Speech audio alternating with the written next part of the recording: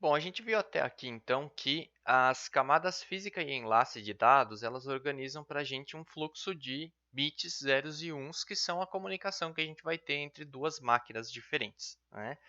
Então, eu na camada física consigo fazer uma transmissão, essa transmissão vai ser uma sequência de zeros e uns passadas de maneiras variadas, né? Então, a gente tem várias técnicas de transmissão diferentes. Elas podem ser pelo ar, podem ser por cabos, né? Pode ser por transmissão de luz, como no caso das fibras óticas. Tem várias maneiras da gente fazer essa transmissão. Na camada de enlace de dados, a gente vai fazer a organização desses fluxos de informação, né? Então, a gente vai ter lá vários bits organizados em quadros, e esses quadros eles vão fazer com que a gente consiga atuar em cima deles para verificar se está faltando, se faltou transmitir alguma coisa, se a gente teve alguma perda durante a transmissão, né? Se os dados que estão chegando no destino eles são íntegros, né? Então, tem vários fatores associados a essa transmissão, a esse fluxo de bits, que a gente consegue verificar por meio da camada 2. Na camada 3, que é a camada que a gente vai estudar hoje, ela é uma das mais extensas e a gente vai ver que dentro dela a gente vai ter uma unidade chamada pacote, ou melhor, uma unidade chamada datagrama, que no caso do protocolo IP é chamada de pacote. A gente usa o termo pacote porque o IP ele é praticamente o protocolo mais utilizado e o que vai aparecer em todas as situações do nosso estudo da camada 3. Então, um pacote, que é uma unidade de dados dentro da camada 3, essa unidade ela é colocada dentro de quadros da camada 2 para que o envio seja feito até um destino, né? Então, a relação entre as camadas 2 e 3 ela é muito grande por isso, porque a gente tem essa relação entre o pacote IP sendo colocado dentro do quadro para poder ser enviado até um destino. Então, as funções principais da camada de rede, elas podem ser resumidas em uma grande função, que seria transportar pacotes entre sistemas finais da rede por meio de prestando atenção em algumas funções importantes, né? Então, o envio de pacotes entre A e B é a função principal, e para isso a gente precisa determinar caminhos, que seria uma das primeiras funções. Então, a rota escolhida entre a origem e o destino para que esses pacotes ou essa informação ela flua, né? E isso envolve algoritmos de roteamento, que a gente vai falar um pouquinho sobre isso na aula de hoje. Comutação, que é quando a gente move pacotes entre as portas de entrada e saída dos roteadores. Então, é a transferência de pacotes entre um roteador e outro. E o estabelecimento de conexão, né? Então, algumas arquiteturas elas exigem que a gente faça o estabelecimento de circuitos virtuais antes da transmissão dos dados, né? E isso tem que ser respeitado porque faz parte da arquitetura de comunicação.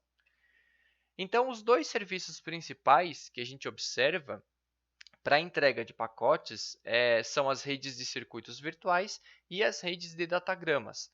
Nas redes de circuitos virtuais, a gente estabelece uma conexão para o envio dos dados, que é como se fosse um caminho exclusivo para aquela conexão. Então, eu vou estabelecer uma rota que vai passar por todos os roteadores por onde aquela informação vai trafegar, e eu vou reservar recursos nesses roteadores para que eu tenha uma parcela do processamento daquele roteador para poder passar a minha informação. Então, é como se eu tivesse um caminho bem definido por onde os meus dados vão passar de uma máquina A até uma máquina B. Essa conexão ela é liberada assim que a troca de dados é finalizada, e cada pacote transporta um identificador do circuito virtual ao qual ele pertence. Ele não precisa manter informações sobre o endereço completo de destino para onde ele vai, né? Então, isso torna o pacote muito mais simples. Cada roteador nessa rota vai manter informações de estado para a conexão que passa por ele. Então, quer dizer, é, o roteador sabe se um circuito virtual está ativo ou não está mais ativo, né? Se ele precisa liberar recursos ou se ele mantém os recursos daquele circuito virtual, porque mais informações podem ser transferidas, né? Então, tudo isso é mantido pelos roteadores. E as vantagens desse modelo são que ele é orientado ao desempenho, você consegue ter um desempenho muito maior se você utiliza redes e circuitos virtuais, principalmente porque você reserva recursos para esse circuito virtual, tá? A banda passante e os recursos do roteador podem ser alocados por circuito virtual, então isso é muito legal, você consegue ter um caminho exclusivo, o que torna as redes e circuitos virtuais um pouco mais caras de serem implementadas, né? Mas elas oferecem para a gente também uma qualidade de serviço um pouco maior, né? Então a gente consegue prever quais vão ser os atrasos, qual vai ser o comportamento daquele meu fluxo, né? E eu, como administrador, consigo identificar se eu estou extrapolando a capacidade do meu circuito virtual ou não, né? Se eu estivesse compartilhando aquele caminho com outras empresas, com outros usuários, eu não saberia se o meu roteador estaria congestionado ou não. Isso poderia prejudicar o funcionamento das minhas aplicações. Um ponto importante nessas redes é a sinalização, né? A sinalização ela é usada para estabelecer, manter e encerrar os circuitos virtuais. Então, quer dizer, a gente precisa, primeiro, né, vendo aqui na figura aqui embaixo, a gente vai iniciar uma chamada do computador de origem até o computador de destino, a chamada chega, e o computador de destino aceita essa chamada ou essa conexão, né? Chamada pode ser traduzida como conexão também, né? E aí, no passo 4, a gente tem a conexão estabelecida, né? A chamada conectada aqui chegando até o computador de origem. Então, quer dizer, a partir daí, nos passos 5 e 6, o computador de origem vai mandar um fluxo de informações, né, para o computador de destino, e esses dados ou informações eles vão chegando no computador de destino até que a gente tenha a conclusão da transferência da mensagem completa, né? Então, é simples assim. Nenhum outro computador, né, que possa estar conectado a essa malha de roteadores aqui, nenhum outro computador vai usar os recursos que estão pintados aqui nesses caminhos em azul, né, não vão poder usar os recursos alocados a esse circuito virtual, né? Então a gente tem aí uma garantia muito maior dos recursos alocados. Um ponto fraco desse modelo de comunicação é que se o meu circuito virtual por qualquer motivo é rompido, né, digamos que um roteador no meio do caminho ele pare de funcionar, eu tenho a perda desse meu circuito virtual, a perda completa dele, né? Então eu vou ter que estabelecer um novo circuito virtual para poder fazer a transferência de informações.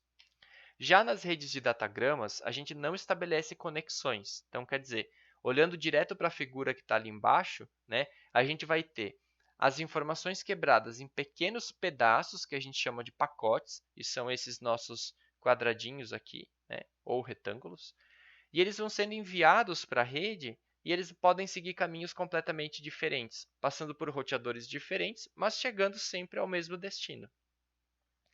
Então, a gente não estabelece conexões, a gente não tem informação sobre o estado da conexão nos roteadores, o roteador não sabe de nada o que passa por ali, né? Ele só encaminha para frente, né? E esse encaminhar para frente é identificar qual é o melhor caminho naquele dado momento, né? Então, se um roteador como esse primeiro aqui, né, ele identifica que ele tem 3 caminhos possíveis, né? Ele identifica qual dos 3 caminhos está menos congestionado e manda o pacote para lá, né? Ou então ele identifica que não vale a pena, por algum motivo, né, relacionado ao algoritmo que roda aqui, ele acha que seguir para baixo aqui, no caminho de baixo, ele vai passar por muito mais roteadores e esse é um caminho mais longo, então ele pode tentar evitar esse caminho. Beleza? Isso pode acontecer, né? Então, tudo isso, essas decisões de que caminho seguir, elas estão dentro da alçada do roteamento. Então, isso é roteamento, é você escolher uma rota por onde os nossos datagramas ou pacotes vão seguir, né? Então, é uma área bastante grande, é uma área que a gente não vai aprofundar nesse curso, mas é uma área que tem aí várias técnicas legais e que estão em amplo desenvolvimento ainda para a gente escolher os melhores caminhos a serem seguidos de um computador A até um computador B, tá? É uma área bem legal se alguém quiser aprofundar com mais tempo depois. Os pacotes nas redes de datagramas, eles tipicamente transportam o endereço de destino, então eles vão ter essa informação com eles, porque eles seguem caminhos completamente diferentes e eles vão ter que ter essa informação para poder chegar ao destino final, né? Diferente do que acontecia nas redes de circuitos virtuais. E, bom, os pacotes podem seguir caminhos diferentes, como a gente já falou, e esse é o modelo utilizado na internet. Se usa muito esse roteamento de pacotes na internet. Então, cada pacote pode seguir um caminho diferente. Comparando os dois lado a lado, né, a gente tem as redes de datagrama que são usadas na internet como um serviço elástico, ou seja, ele se adapta muito bem ao cenário que você tem. Né? Então, se um roteador para de funcionar, ele simplesmente vai romper um dos caminhos possíveis para aqueles pacotes. Né? A gente tem vários outros caminhos que podem ser seguidos. Né? Se eu tenho vários caminhos disponíveis, eu consigo mandar mais pacotes ao mesmo tempo. Então, é um serviço muito elástico que se adapta aos recursos disponíveis. Né? Enquanto que lá no circuito virtual, não. Né? Lá no circuito virtual, eu vou ter que sempre seguir o fluxo que eu tenho, né, dentro daquele meu circuito virtual. O circuito virtual ele não aumenta ou diminui, ele mantém-se sempre da mesma forma. Nas redes de datagrama eu tenho requisitos de atraso não críticos. Então, quer dizer, se eu tiver uma aplicação que é muito sensível a atraso ou muito sensível a tempo, eu preciso reconsiderar se eu realmente vou utilizar uma rede de datagrama. Tá? Por quê?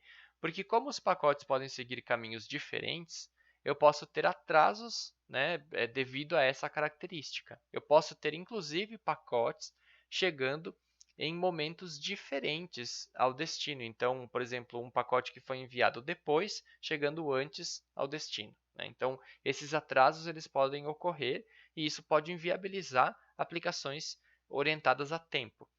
Sistemas finais inteligentes. O que é esse inteligentes? Quer dizer que os nossos sistemas finais, ou seja, os computadores que enviam e recebem a informação, eles são os mais importantes na rede de datagrama, porque eles vão verificar se a informação chegou 100%.